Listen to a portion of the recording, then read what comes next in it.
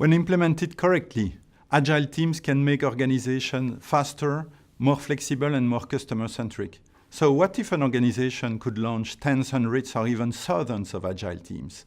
But scaling Agile is not easy. Companies often struggle to understand where to implement Agile and where not. And also, it's not uncommon to see Agile teams slowed down by the bureaucracy around them. So for an organization, it's important to understand how to make traditional teams work with Agile teams. And when we look at successful Agile transformations, we see the leadership doing three things well.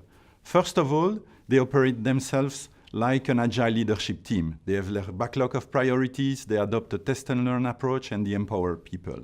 Secondly, they built a taxonomy of teams around three elements: the customer experiences, the internal process, and the technology platforms.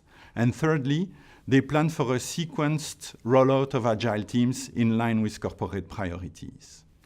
So when Agile teams are up, leadership push for greater changes in four areas. First, mindset and behaviors.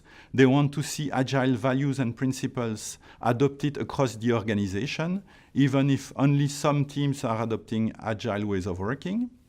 Secondly, talent acquisition and motivation. They want to make sure that they have the right persons in the right roles and that the incentive structure around them is properly set. Third, budgeting and planning cycles. They adopt a venture capitalist mindset. And lastly, operating architecture. They build an organization that is much more modular and integrated, also involving the IT functions. So with great ambition and a sequenced approach to deploying Agile teams, companies can achieve great results, even if the future is uncertain.